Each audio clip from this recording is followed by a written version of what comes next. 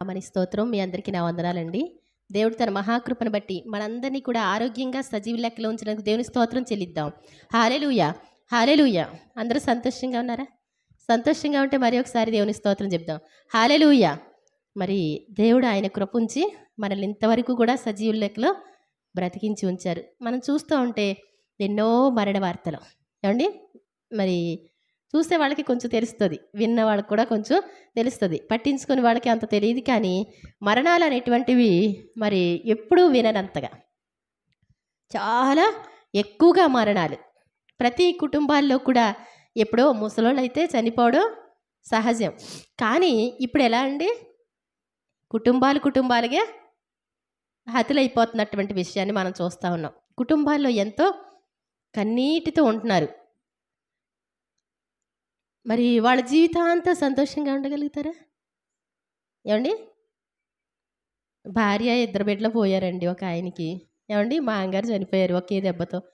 Pastor గారు ఆయన, మా అంగారు కూడా పాస్టర్ గారే. తీసుకొస్తా ఉంటే ఏమండి లారీ వచ్చేసింది, గుద్దేసింది కదా. మరి మొన్న 3 అమ్మాయిలు, ఇంకెక్కడ చూసినప్పటికీ కూడా బస్సులు తగలబడిపోవడం, ఇదంతా కూడా చూస్తూ ఉంటే సాతాను యొక్క కబండ హస్తాలు కనబడుతున్నాయా మీకు? ఏమండి, అర్థమవుతుందా?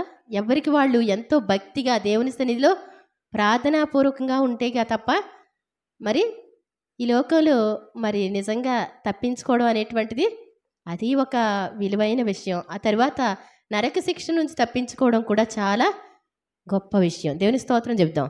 మరి ఈ రెండు మనకి అర్థం అవ్వాలి.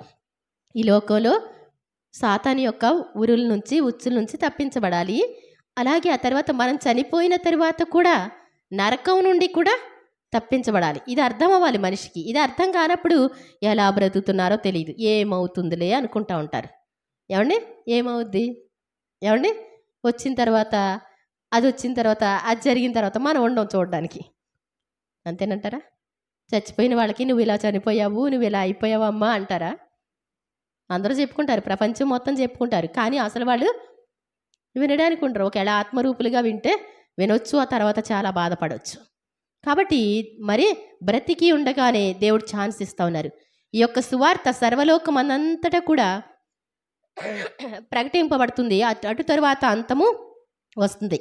ఏమండి, సర్వలోకం అంతటా ప్రకటింపబడుతుందంటే మరి దేవుని సువార్త ఎలా వెళుతుందండి?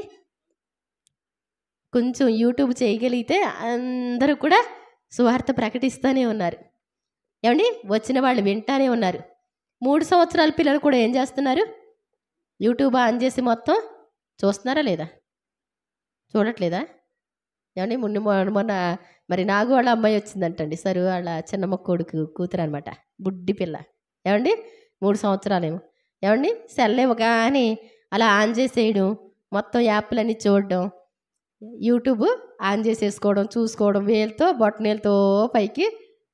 ఏమండి, అందరికీ వచ్చేసింది కదా, చూడడం అందరికీ కూడా వచ్చేసింది, చిన్న పిల్లలకు కూడా. కాబట్టి అన్నీ అర్థమైపోతూ ఉన్నాయి. ఈ సర్వలోకం అనంతటా స్వార్థ ప్రకటింపబడుతుంది. అయినప్పటికీ కూడా అంతకంటే ఎక్కువగా వ్యతిరేకతలు చూస్తూనే ఉన్నాం మనం కదా. ఇవన్నీ కూడా మరి దర్శనాల రూపంగా మరి భక్తులు చూసినప్పుడు వాళ్ళు ఎంతో వేదన పడ్డారు. మనకి డైరెక్ట్గా చూస్తూ ఉన్నప్పటికీ కూడా మనకి ఏమండి స్పందించట్లేదు హృదయాలు. అంటే అర్థం ఏంటి? మన హృదయాలు రాతి హృదయాలు అని చెప్పవచ్చు, స్వార్థ హృదయాలు అని చెప్పుకోవచ్చు. ఎదటి వాళ్ళ కుటుంబంలో జరిగినప్పుడు మన కుటుంబంలో జరిగితే ఎలా ఉంటుంది అనేటువంటిది ఊహిస్తే అర్థం అవుతుంది కదా. వాళ్ళందరి కోసం ప్రార్థన చేసే బాధ్యత, భారం మన మీద ఉందంటండి. మనం జయ జీవితం జీవించాలని దేవుడు చూస్తూ ఉన్నారు. కాబట్టి మరి ఒకసారి ఇర్మియా గ్రంథం 9వ అధ్యాయంలో చూస్తే కనుక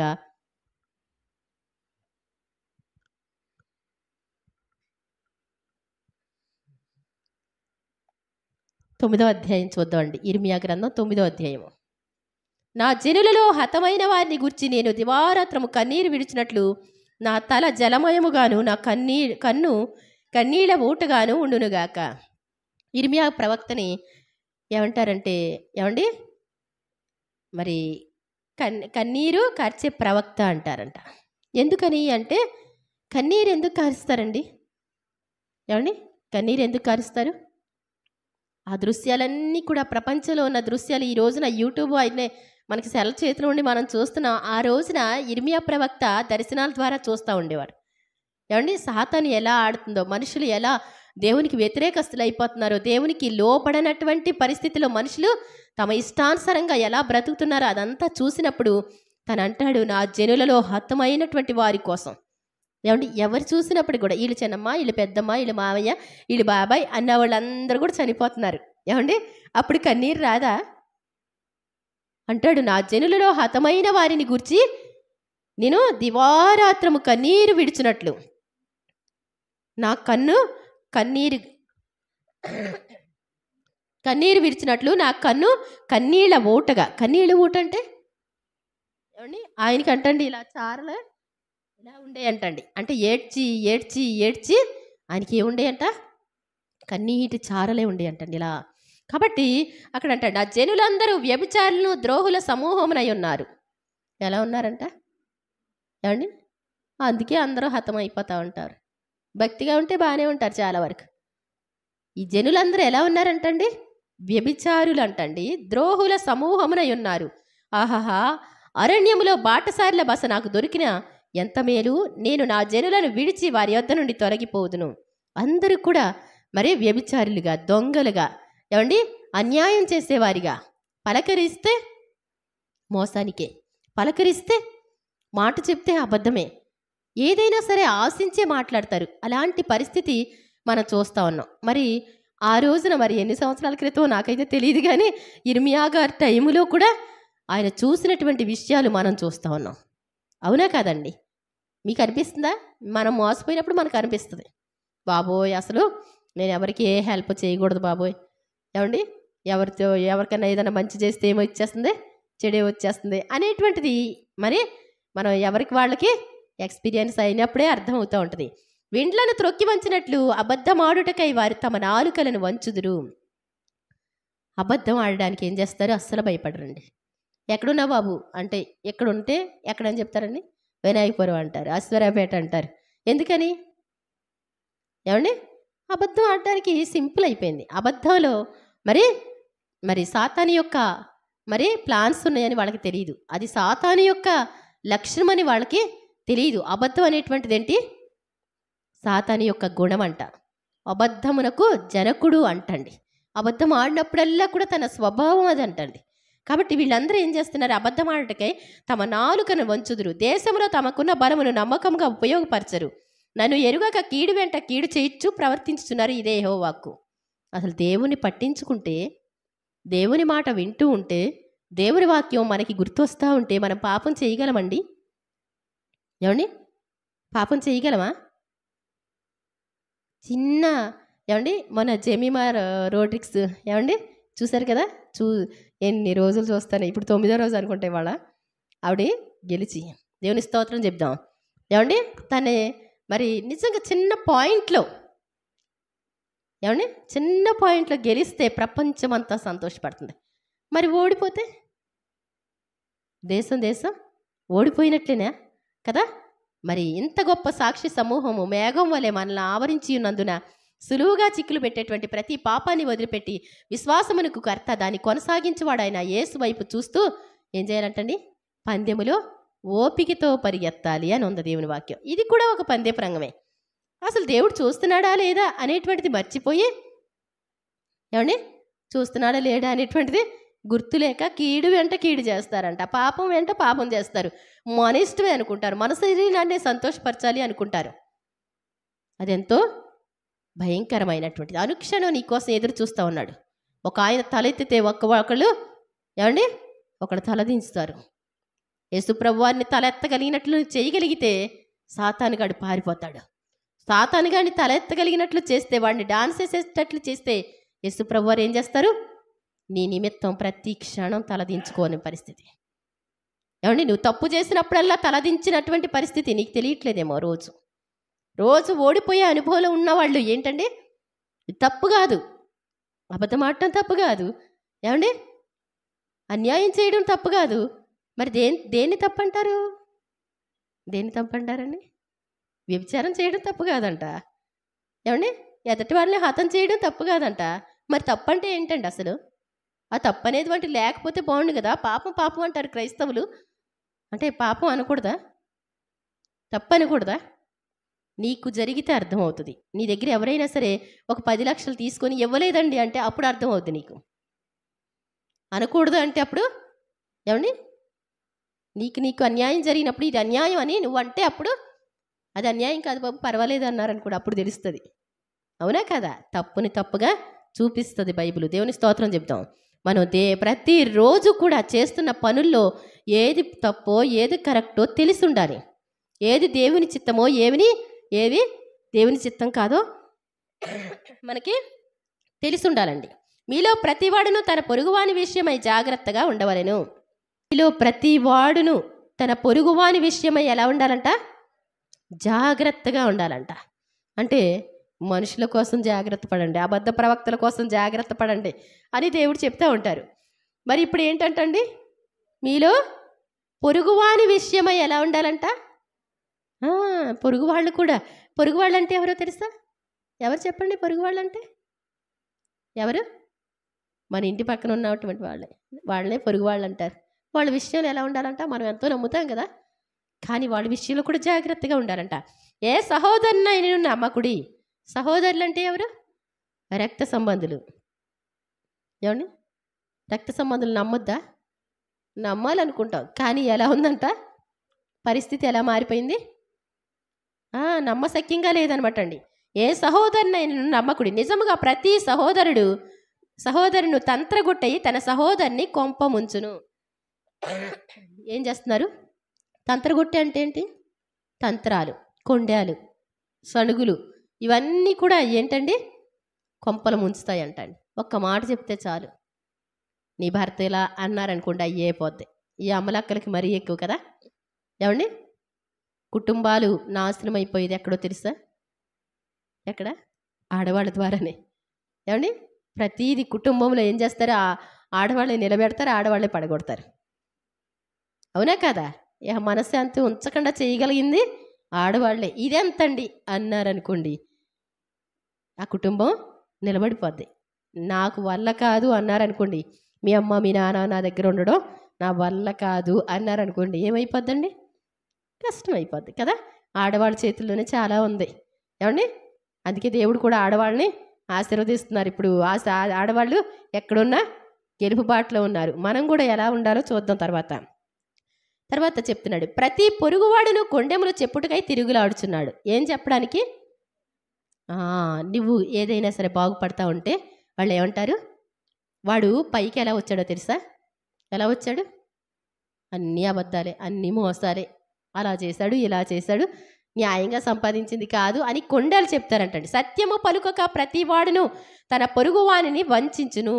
సత్యం చెప్పరంటండి. ఎందుకండి? ఎవరి పనులే వాళ్ళకి ఎక్కువగా ఉన్నప్పుడు ఏమండి? ఎదటి వాళ్ళ కోసం చెప్పుకోవడం తప్పు అవుతుందా అవదా? అబద్ధములాడుట తమ నాలుకలకు అభ్యాసము చేసి ఉన్నారు. ఎదుటివాని తప్పులు పట్టవలనని ప్రయాసపడుదురు. ఏం చేస్తారంటండి? ఎంతవరకు అబద్ధాలు ఆడడానికి. ఏమండి? ఎదటి వాళ్ళ కోసం తప్పులు పట్టడానికి చూస్తూ ఉంటారు. అంటే వీళ్ళేంటి? పని లేనటువంటి వాళ్ళు. పని పాట వీళ్ళకి ఉండదు కాబట్టి తినేసి త్రాగేసి వాళ్ళు ఏం చేస్తున్నారు, వీళ్ళు ఏం చేస్తున్నారు అని చూస్తూ ఉంటారంట. మళ్ళీ దానికి తగ్గట్టు అబద్ధాలు ఆడడానికి వాళ్ళ నాలుకలకు అభ్యాసం చేశారంటండి. నీ నివాస స్థలము కాపట్యం మధ్యనే ఉన్నది, వారు కపటులై నన్ను నొలకున్నారు. ఇదే యెహోవాకు. ఏంటంటండి? కాపట్యం అంటే ఏమండి? కపటం అంటాం కదా, వాటి మధ్య ఉంది. కపటం అంటే ఏంటి? లోపల ఒకటి ఉంటుంది, పైకి ఒకటి ఉంటుంది. అలాంటి వారి మధ్య మనం ఉంటున్నాం. అలాంటి బంధువుల మధ్య మనం ఉంటున్నాం. అలాంటి సహోదరుల మధ్య మనం ఉన్నాం. అలాంటి కుటుంబాల మధ్య మనం ఉంటున్నాం. కాబట్టి జాగ్రత్తగా ఉండాలంట. ఇదే యెహోవాకు.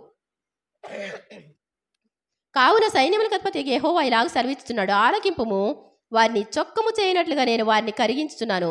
నా జనులను బట్టి నేను మరేమి చేయుదును. ఏంటంటండి? చొక్కం వేయడం అంటే ఏంటి అంటే ఏమండి? బంగారం ఉందనుకోండి, పుటం వేస్తారు కదా. ఏమండి? వెండికి మూస తగినది, బంగారమునకు కొలిమి తగినది. మనుషులకి ఏం చేస్తారంట? హృదయ పరిశోధకుడు యెహోవా అంటారు. మనుషులు చొక్కం వేస్తారంట. చొక్కం అంటే ఏంటి? అసలు నువ్వేం చేస్తున్నావు, ఎలా చేస్తున్నావు, మనుషులందరినీ పరిశీలిస్తూ ఉంటాడు దేవుడు. వారి నాలుక ఘాతుక బాణము, అది కాపట్యము పలుకుచున్నది. ఒకడు మనస్సులో వంచనాభిప్రాయం ఉంచుకుని నోట తన పొరుగువానితో సమాధానముగా మాట్లాడును. మనసులో ఎలా ఉందంటండి? నాలుక కపటం పలుకుతుంది, మనసులో ఏముందంటండి? వంచనాభిప్రాయాలంటండి. పైకి ఎలా మాట్లాడతారు? సమాధానంగా మాట్లాడతారంట. అలాంటివే చూస్తున్నాము మనం. అలాగే ఉంటున్నారు కదా, కాదా? నేను ఈ సంగతులను తెలుసుకొని వారిని శిక్షింపకపోదునా, ఇట్టి జనులకు నేను ప్రతిదండన చేయకుందునా, ఇదే యెహోవాకు. ప్రతి ఒక్కరికి, అది నువ్వైనా నేనైనా, దేవుడు మోమాటం లేనటువంటి వాడు. గుర్తుపెట్టుకోవాలి. ఆయన ఏం చేస్తారంటండి? ఇలాంటి సంగతులను చూసి నేనేం చేస్తాను? ఇట్టి జనులను నేను ప్రతిదండన చేయకపోదునా. ప్రతిదండన తప్పకుండా దేవుడు ఏమండి సముద్రాల మీద వస్తున్నాడు అంటండి. ఏమండి సముద్రాల మీద ఎంతో రోషం కలిగి వస్తుంటే ఎందుకు అలా వస్తున్నాడంటే ప్రతి వాని జీతం పట్టుకొస్తున్నాడు. ఇష్టం వచ్చినట్టు ప్రవర్తిస్తూ ఉన్నటువంటి వాళ్ళు, మోసం చేసేవాళ్ళు, నష్టాలు చేసేవాళ్ళు, అబద్ధాలు ఆడేవాళ్ళు, అన్యాయం చేసేవాళ్ళు, ప్రతి ఒక్కరి జీతం ఎవరి దగ్గర ఉంది? మనం మాట్లాడే ప్రతి మాటకి కూడా ఆయన దగ్గర జీతం ఉంటుంది. ఏమండి మనకి శిక్ష అనేటువంటిది కూడా రోజు రోజు పెరుగుతుందా? ఒకవేళ ఆశీర్వాదాలు పెరుగుతున్నాయా? మనం పాపం పెరుగుతుందా లేకపోతే పరిశుద్ధత పెరుగుతుందా? మనం గమనిస్తే మనకు అర్థమవుతుంది. అంతేనా కాదండి? ఏదో ప్రార్థనకు వచ్చామా లేదా, సంఘంలో జాయిన్ అవ్వాలి. ఎందుకని సంఘంలో జాయిన్ అవుతారో తెలుసా? చాలామంది వాళ్ళకంటండి చుట్టాలు బంధువులు ఎవరు ఉండరు అంటండి. చనిపోయినప్పుడు సమాజాతానికి మీరు విన్నారో లేదో ఈ విషయం? కొంచెం నలుగురు వస్తారని, కొంతమంది, అందరూ కాదు. పట్టించుకోనటువంటి వాళ్ళు చాలామంది. సంఘం అంటే ఏంటో తెలియదు. సంఘం అంటే ఏంటండి? ఒక నలుగురు కూడుకుంటాం, మా చిన్న సంఘం పర్వాలేదు ఏదో అనుకుంటా వెళ్ళిపోతున్నారా? ఏమండి అది కాదు. సంఘం అంటే ఏంటి? క్రీస్తు యొక్క శరీరం అంటండి, క్రీస్తు యొక్క అవయవాలు అంటండి. మనమందరం ఎవరు? క్రీస్తు యొక్క అవయవాలు. మరి క్రీస్తు యొక్క అవయవాలు ఎలా పనిచేస్తాయి? మన చేతులు ఎలా పనిచేయాలంట? యేసు ప్రభు చేతుల్లా పనిచేయాలి, యేసు ప్రభు కళ్ళులా పనిచేయాలి. యేసు ప్రభు ఏమండి అవయవాలుగానే మనం పనిచేయాలంటే ఆయన అవయవాలు ఎలా పనిచేస్తున్నాయండి? ఏమండి అసలు ఆయనకి మనకి పోలిక కనపడుతుందా? అనిపిస్తుందా పోలిక ఉందని? నాకు ఆయనకి మంచిగా మ్యాచ్ అవుతుంది. ఎదటి వాళ్ళే ఎక్కర్లేదు, మనకు మార్కులు వేసుకుందాం. అసలు మ్యాచ్ అవుతుందా నీకు ఆయనకి అని మనసుతో అడిగితే ఆ మనసే చెప్తుంది. ప్రార్థనకి వెళ్ళి ప్రభువా మీకు నాకు ఏమన్నా మ్యాచ్ అవుతుందా? ఆయన చెప్తా ఉంటాడు. నువ్వు తిట్టిన వారిని తిట్టావా, కొట్టిన వారిని క్షమించావా? ఏమండి ప్రతి విషయంలో కూడా నువ్వు ఎలా ప్రవర్తించావు, నేను ఎలా ప్రవర్తించానో ఆయన చెప్తానే ఉంటారు. పర్వతముల విషయమై రోదనమును అంగలార్పును చేయుదును, అరణ్యములోని మేత స్థలములను బట్టి విలాపము చేయుదును. అవి పాడాయను, సంచారం చేయవాడెవడునూ లేడు. పశువుల అరుపులు వినబడవు, ఆకాశ పక్షులను జంతువులను పారిపోయి ఉన్నవి, అవి తొలగిపోయి ఉన్నవి. ఎంతో భయంకరమైనటువంటి విషయాలు. ఏమండి ఇక్కడ చెప్తున్నటువంటి మాటలు, వాళ్ళు చూస్తున్నటువంటి దర్శనాలను బట్టి మనకి పర్వతాల విషయం అంగలార్పు చేయుదును. అక్కడ చేసినటువంటి హేయకృత్యాలు, వాడు చేసినటువంటి మరి విగ్రహారాధన, వీటన్నిటి విషయం ఏంటి? నేను అంగలార్పు చేస్తాను. అరణ్యములో మేత స్థలములు విలాపము చేయుదును. ఎంత అందంగా ఉన్నటువంటివి. ఏమండి జంతువులన్నీ వెళ్ళి మేతలు మేస్తూ ఉంటే పచ్చగా ఉంటాయి, అందంగా ఉంటాయి. అంత ఎండిపోయినట్లుంటే ఏమండి కరోనా టైంలో ఇల్లు వాకిళ్ళు అందంగా ఉన్నాయండి అందరి. ఏమండి పెళ్ళిళ్ళు అనేటువంటివి ఎలా ఉండే? ఎంతో కష్టమైన పరిస్థితి, బయటికి వెళ్ళాలంటే భయంకరమైన పరిస్థితి. అవన్నమాట అండి వీడు చూసే దర్శనాలు ఎలాంటివి అంటే అంత దారుణమైనటువంటివి.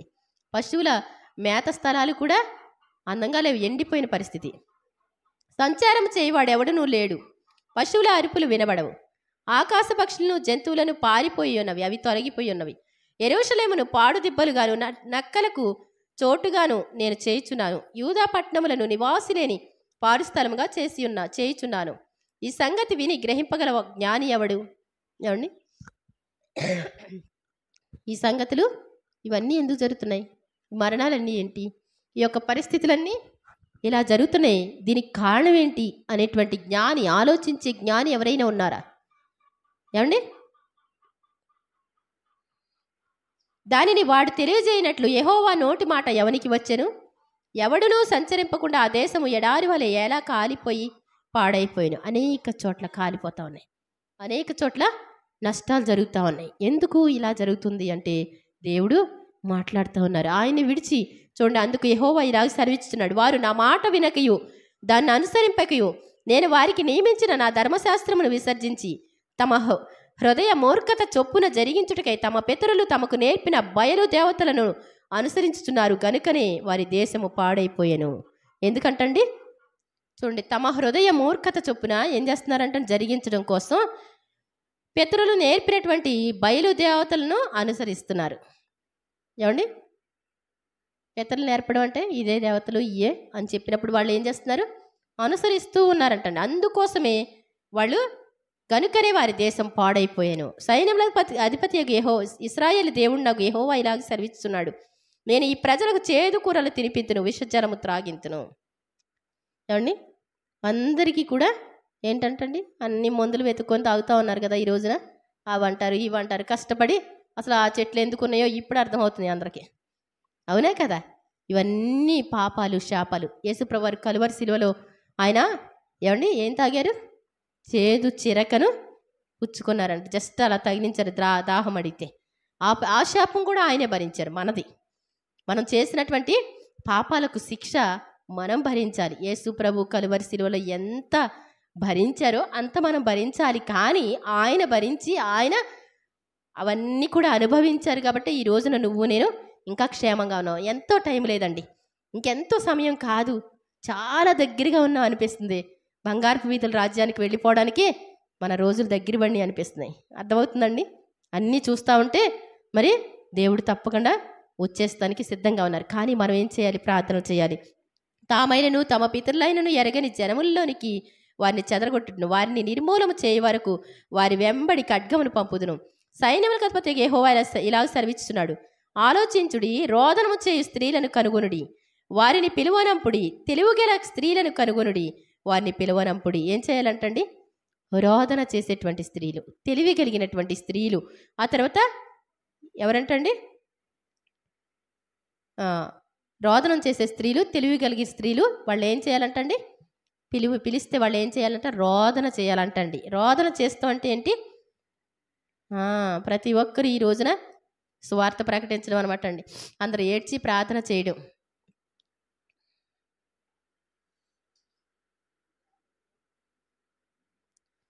మనము వలసపోతమే సిగ్గునొందితమే, వారు మన నివాసములను పడగొట్టగా మనము దేశము విడవలసి వచ్చనే అని సియోనులో రోదన ధ్వని వినబడుచున్నది.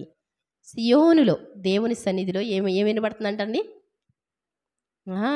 అందరూ కూడా ఏమైపోతున్నారు, నాశనం అయిపోతూ ఉన్నారు. అయినప్పటికీ కూడా పట్టించుకునే పరిస్థితిలో ఏదో అలా కొట్టుమిట్టాడుతూ వెళ్ళిపోతూ ఉంటే మనకు ఆశీర్వాదం ఉండదు. దేవుని సన్నిధికి వచ్చి, ప్రభువా మమ్మల్ని క్షమించండి, మా పాపాలుంటే క్షమించండి, మా పితరుల పాపాలుంటే క్షమించండి ఆయన అని ప్రార్థన చేసుకోవాలి. స్త్రీలారా యెహోవా మాట వినుడి, మీరు చెవియొగ్గి ఆయన నోటి మాట ఆలకించుడి, మీ కుమార్తెలకు రోదనము చేయ నేర్పుడి. స్త్రీలందరూ ఏం చేయాలంట ఏమండి, ఎవరైనప్పటికీ కూడా విజయం సాధించారు, ఒక కుమారుడైనా కుమార్తె అయినా విజయం సాధించారు అంటే దానికి వెనక ఎవరుంటారండి, తల్లి ఉంటుంది కదా, అవునా కదా. ఒక మంచి భక్తి పరులమ్మ అంటే వాడు తల్లి నేర్పితేనే, అవునా. ఒక కూతురు చెడిపోయింది అంటే తల్లి నేర్పితేనే. అర్థమవుతుందండి. మనకంటండి రోదన విద్య నేర్పించుకోవాలంట, కన్నీటి ప్రార్థన చేయడం నేర్పించుకోవాలి. ఏం చేస్తామండి, ప్రార్థన చేయమంటే అమ్మో అలసిపోయారు పడుకో అమ్మా ఏమండి. కానీ వాళ్ళు చక్కటి యవనస్తులు అందంగా రాత్రి అంతా డాన్స్ చేసి ఏమండి నాట్యాలు చేసిన వాళ్ళు ఏమైపోయారు తెల్లారేసరికి వాళ్ళు రిటర్న్లోనే చనిపోవడం జరిగింది. అవునా కాదా. ప్రయాణమై సంతోషంగా బయలుదేరి వెళ్ళేవాళ్ళు ఏమండి ఉడికిపోయారు. ఎంత భయంకరమైన విషయాలు. మన జీవితాల్లో ఇలాంటివి రాకుండా ఉండాలంటే దేవుని యందు భయభక్తులు కలిగి ఉండాలి. చిన్న పాపం కూడా సాతానుగా నిన్ను పట్టుకునేటువంటిది చిన్నది కూడా నీ దగ్గర లేకుండా చూసుకోగలిగితే నీకంతే ధన్యులు ఎవరు లేరు. చిన్న నోటి మాట కూడా మనం ఏం చేయాలి, ఎవరినైనా గౌరవించడం మనం నేర్చుకోవాలి, ఎవరినైనా ప్రేమించడం నేర్చుకోవాలి. ఎవరి మీద అదాటి చేయకు ఎవరు. అర్థమవుతుందండి. ఇప్పుడు మాకు గేదెలు అన్నయ్య ఉన్నాడు అనుకోండి, ఏమండి మెత్తగానే చెప్పుకుంటాను, ఏమండి అంతేనా కదా, పర్వాలేదులే అనుకోను. ఎంత ఎంతలో కష్టపడి వస్తారు కదా, మన సొంత వాళ్ళకి ఎలా చేస్తామో అలాగే చకచక ఏదైనా పెట్టాలి అనేసి అనుకుంటా ఉంటాం. బాధ్యత ఉంటుందా ఉండదా? అంతేగాని మన చేతి కింద అనుకోవద్దు ఎవరిని కూడా.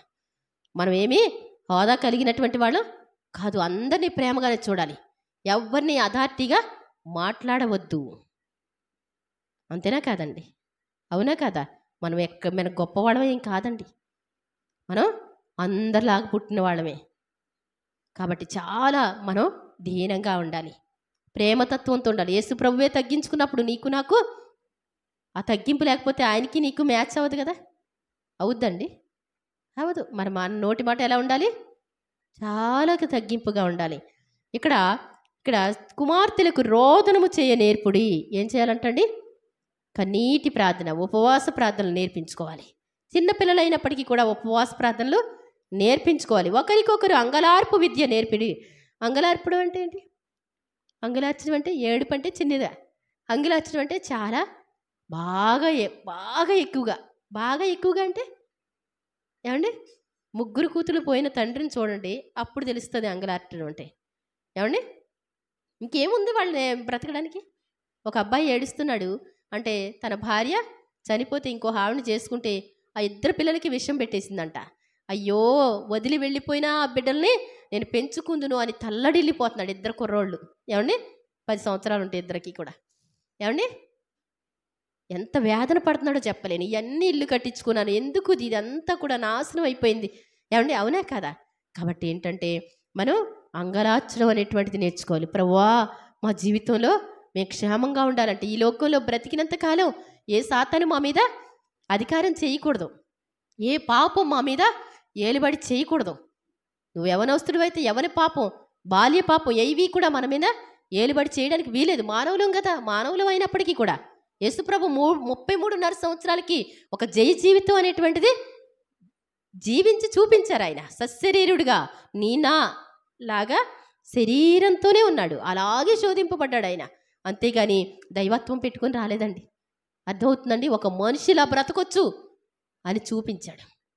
విశ్వాస వీరుల జాబితాలో ఏమండి మన జెమిమా విషయంలో చూస్తే నాకు అనిపించింది, ప్రభా మరి ఇప్పటి వరకు కూడా మరి ఎంత స్కోర్ ఎక్కడ కూడా లేదంటండి.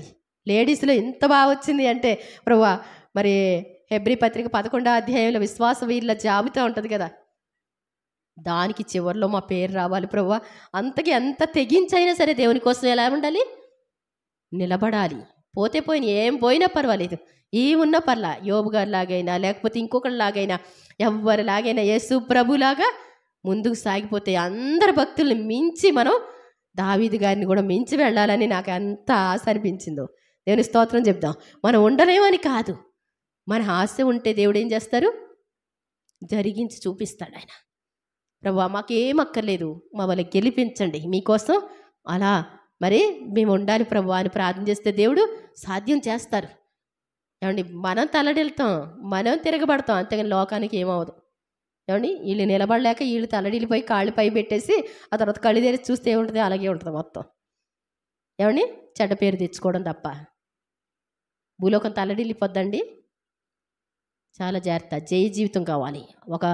ఒక క్రైస్తవ జీవితం అంటే ప్రతి దాన్ని జయించాలి. నువ్వు ప్రతి చిన్నదాన్ని కూడా జయించాలి. ఒక బూతు మాటలు మాట్లాడేవాళ్ళు బూతి మాటల్ని మీ నోట బూతులైనను సరసోక్తులైనను అంటాడు.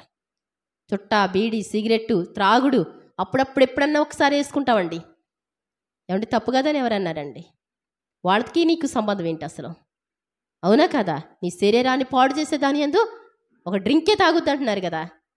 ఏమండి? కొంచెం జ్ఞానంగా ఉన్నవాళ్ళు ఏమంటారు? డ్రింక్ నాకు వద్దండి. ఏమండి? అవునా కదా? కాబట్టి మనం చాలా జాగ్రత్త. ప్రతి దాన్ని జయించాలి. నీ మనసును జయించాలి. మొదటిగా నీ మనసును కొట్టి అక్కడ పడేస్తే అది మళ్ళీ అడగదు ఏది కూడా. అర్థమవుతుందని నీ శరీరం ఏది కోరుకోకూడదు. నేను ఎప్పటి నుంచి ఫస్ట్ నుంచి చెప్తున్నా, నీ శరీరం కోరుకొని నిన్ను ఇబ్బంది పెట్టేది ఒక్కటి కూడా ఉండకూడదు. నాకు ఆ ఊరు వెళ్ళాలి, నాకు ఆ ప్లేస్ కావాలి, నాకు ఈ బట్టలు కావాలి, నాకు ఆ తిండి కావాలి, నాకు ఇలాంటిది అయితే ఎంత బాగుంటుంది. పరలోక రాజ్యంలో ఉంటుంది కదా, ఇక్కడ ఏమీ అక్కర్లేదులే, కంగారు పడుకో అని చెప్పాలి మనం. ఎవరితో? మన శరీరంతో. ఇక్కడ ఏమి సుఖాలు అనుభవించడానికి ఇదేమి మన సొంత ఊరు కాదు. అర్థమవుతుందండి? మన పౌరస్థితి పరలోకంలో ఉంచబడి ఉంది. కాబట్టి రోదన చేయడం నేర్చుకోవాలి. పిల్లల కోసం తర్వాత చదువుతున్నాడు, యెహోవా వాక్కు ఇదే, నీవు ఈ మాట చెప్పుము. సారీ వీధులలో పసిపిల్లలు లేకుండా. ఎవరి కోసం అంటండి? పసిపిల్లల కోసం సాతాను ఎంతో వేటాడుతూ ఉందంటండి. ఏమండి? ప్రతి ప్రెగ్నెన్సీ అయిన వాళ్ళ కోసం ఎదురు చూస్తూ ఉంటుంది. అర్థమవుతుందండి? పసిపిల్లల కోసం. ప్రతి పసిపిల్లలంటే వాడికి వాళ్ళు ఎదిగి ఫలించుకుంటున్నట్లు మొదట్లోనే పెద్దలుగా ఉన్నప్పుడే రాలగొట్టేయడం, పువ్వులుగా ఉన్నప్పుడే రాలగొట్టేయడం వాడి పని అనమాట అండి. వాడు ముఖ్య ప్లాన్ అది. ఆ తర్వాత రాజమార్గంలో యవనులు లేకున్నట్లు, కాస్తంత ఎదిగిన వాళ్ళు కూడా లేకుండా చేస్తాడు. వాళ్ళని ఎవరు చంపనవసరం లేదు. చిన్న మాటకి ఏం చేస్తారు? మందు దాగి చచ్చిపోతానంటారు, కలుపు ముందు తాగేస్తానంటారు. చిన్ని దానికి వాళ్ళే చచ్చిపోయేలా ప్రేరేపిస్తాడు. వారిని నాశనము చేయుటకై మరణము మన కిటికీలను ఎక్కుచున్నది. ఏం చేస్తుందటండి? మరణం ఏం చేస్తుందట? కిటికీలు ఎక్కుతుందంటండి. కిటికీలు ఎక్కడం అంటే ఏంటి? తలుపులు వేస్తున్నాయి అనుకోండి, కిటికీలు ఎక్కుద్దంట. అర్థమవుతుందండి? ప్రతి ఇంటికి ఏముంటుందంట? మరణం పొంచి ఉంటుంది. కాబట్టి మనం ఎప్పుడు కూడా మనం ఏం చేయాలి? యేసు రక్తాన్ని ఆశ్రయించాలి. యేసు ప్రభువుని ఆశ్రయించడం అంటే ఆజ్ఞలు కట్టల పక్కన పెట్టేసి ప్రభువా ప్రభువా, యేసు ప్రభు వారు చెప్తాడు మత్తయి సువార్త 7:21లో, ప్రభువా ప్రభువా ప్రభు అని పిలుచు ప్రతివాడు పరలోక రాజ్యంలో ప్రవేశింపడు కాడు గాని పరలోకమందున్న నా తండ్రి చిత్త ప్రకారం చేయవాడే ప్రవేశిస్తాడు. ప్రభువా ప్రభువా, ఏడుపు ప్రార్థనలు ఎంత బాగా వస్తాయో. అంగలారు ప్రార్థన చేయమని చెప్తున్నాడు కాదంట్లా. ఏంటంటండి? కొంతమంది కదిపితే చాలు ఏం చేస్తారు? తప్పు చేసి కూడా ఏడుస్తారు కదా. తప్పు చేసి ఏడుస్తూ ఉంటారు. చాలా యాక్టింగ్లు ఉంటాయి. అలాంటిది కాదు. మనం ఎలా ఉండాలి? ఆజ్ఞలు కట్టడలు కూడా అనుసరించాలంటండి. మరణం కిటికీలు ఎక్కుచున్నది, మన నగరుల్లో ప్రవేశించుచున్నది.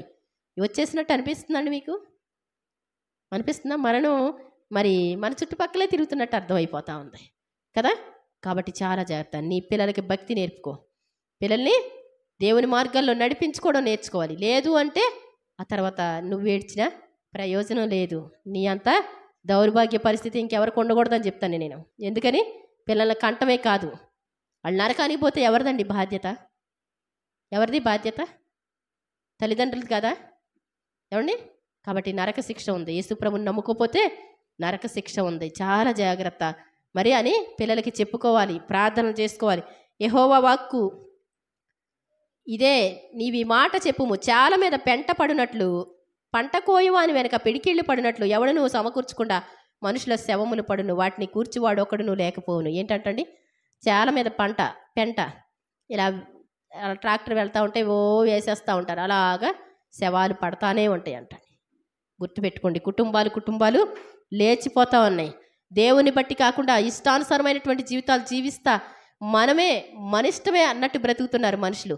నా బలం, నా యొక్క ఐశ్వర్యం. ఏమండి? ఎంత చదువు ఉంటే ఏంటి? అయిపోయిందా లేదా? అయిపోతుందా? ఎంత చదువులున్నా కానీ.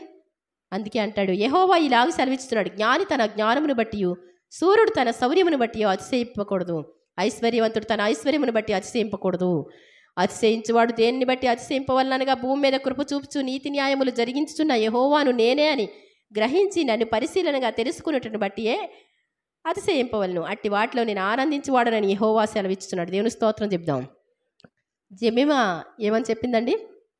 ఈ గెలుపంతా ఎవరిది? దేవునిదే. నేనైతే మరి నడవలేను, నా స్కోప్ అంతా అయిపోయింది, దేవుడే నన్ను నడిపించాడు అంటే ప్రపంచానికి ఏమైపోయిందండి? సాతానుగాడికి గుండె హార్ట్ అటాక్ వచ్చినట్టు అయిపోయింది. ఆ అమ్మాయి ఒక్క మాటకి తల్లడిల్లిపోయినట్టు అయిపోయింది. అందరూ కూడా ఏమంటున్నారు? ఆ మాట అనకూడదంటండి. ఏ మాట అన్నా పర్వాలేదా? దేవుని కనపరచకూడదు అక్కడ. ఏమండి? అందరూ పాటలు పాడేటప్పుడు ఆడ దేవుని తలుసుకొని పాడేస్తూ ఉంటారు. అదేమి తప్పేం కాదు. గెలిచినప్పుడు అంటారు, తప్పేం కాదు. కానీ మరి యేసుప్రభు మాత్రమే అనేసరికి ఎందుకు రావాలి? సాతాను యొక్క అహం దెబ్బతిన్నట్టు అయిపోయింది అక్కడ. కాబట్టి ఏంటంటే ఇక్కడ అంటాడు, జ్ఞాని తన జ్ఞానమును బట్టి, సూర్యుడు తన శౌర్యమును బట్టి అతిశయపడకూడదు. ఆటగాడు కూడా ఏమనాలి?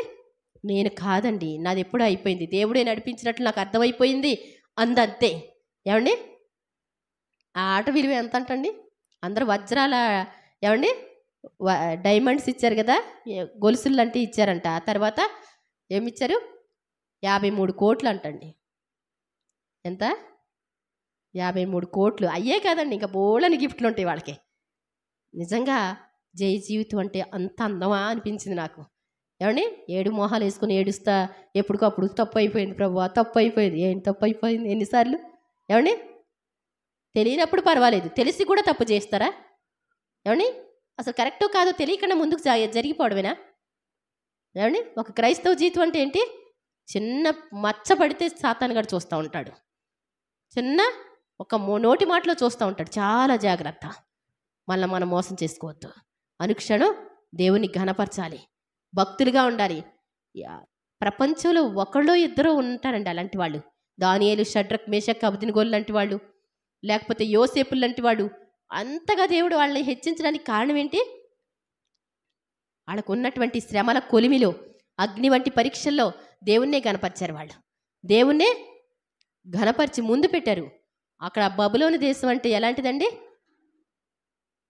విగ్రహారాధన దేశం. అక్కడ యేసుప్రభు పేరు ఎత్తకూడదు, మరి యెహోవా పేరు ఎత్తకూడదు.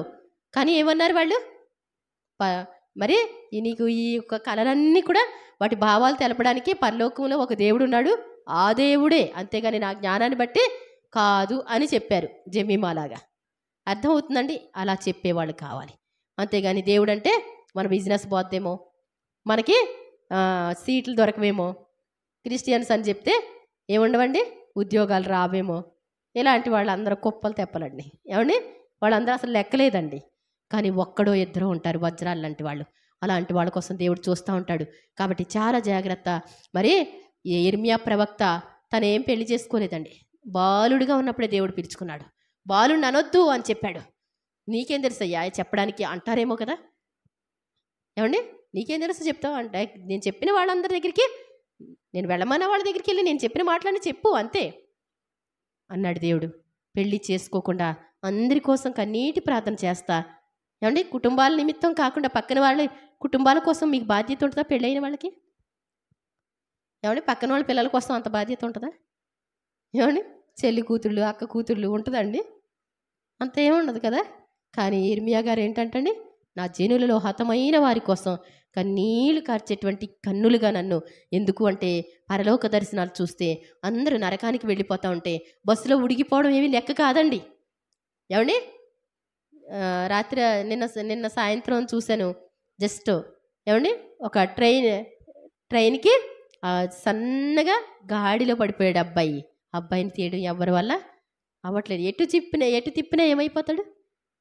ఏమీ లేదండి, చిన్న ఎడ్జిలా ఉంది, అందులో నడుము వరకు పడిపోయి ఉన్నాడు. పైకి లాగడానికి కుదరదు, కిడ్నీలు నలిగిపోతాయి. ఏమండి, కష్టమా కదా? ఎవడు విడిపించలేడు. చాలా జాగ్రత్త. నరక శిక్ష నుంచి తప్పించడానికి యేసు ప్రభు ఒక్కడే సమర్థుడు. ఈ లోకంలో శరీరం పోతే పోయింది, ఒకవేళ ఉడికిపోయిందా, కాలిపోయిందా, నరిగిపోయిందా, ఏమండి చచ్చిపోయిందా, పోతే పోనీ, ఇంకా నరకం అన్నా తప్పాలి కదా. నరక శిక్ష నుంచి, నరకం అనేటువంటి తెలియదు, ఇక్కడే పోయారని ఏడవడం కాదు, ఇంకా కొంచెం కాలానికి మొత్తం అందరం వెళ్ళిపోతాం. ఏమండి, ఇదంతా ముగిసిపోతే అక్కడ నిలబడవలసిన పరిస్థితి. ప్రతి మనిషి కూడా దేవుని ఎదుట నిలబడేటువంటి రోజు ఉంది. కాబట్టి ఆ త్రాసులో ఏమండి, ఏ సంకితము కాని ఏ జీవితమైనా ఎంతెంతగా ఏడ్చి రోదించినా కాలేదు దేవుని ప్రేమకు పాత్రం, మించేను సమయం లేదిక ప్రాప్తం ఆ తీర్పులో. ఏమండి, అప్పుడు వస్తే మారు మనసు కుదరదు సుమా, అప్పుడు వస్తే కుదరదు. ఏమండి, ఎవరో అంటున్నారు, ఏమండి మీరు బాప్తిసం తీసుకోండి, తప్పకుండా తీసుకోవాలంటే ఏమోనండి చూద్దామండి. ఏమో ఏంటంట, మంచంలో జరుగుద్దేమో. మంచంలో అందరికీ కుదురుతుందండి? మంచంలో అందరికీ కుదురుతుందా? మంచంలో అందరికీ కుదరదు. ఏదో దేవుడు ఆయన అనుగ్రహం ఉన్న వాళ్ళకి కుదురుతుందేమో ఒకవేళ. అర్థమవుతుందా? అందరికీ కుదరదు. చాలా జాగ్రత్త. మించింది సమయం అంటే నాశనం చేసుకున్నట్టే. వద్దు, ఆటలొద్దు. జీవితంలో దేనికి నువ్వు లోబడొద్దు. నీ ముందు ఏది కూడా, నీ తల్లి అయినా నీ చెల్లైనా నాకంటే ఎక్కువగా ప్రేమించేవాడు నాకు పాత్రుడు కాడు అన్నాడు. ఎవరి నిమిత్తమా కాదు, దేవుని కోసం మొదటిగా చూద్దాం. దేవుని చిత్తమే జరిగించడానికి చూద్దాం.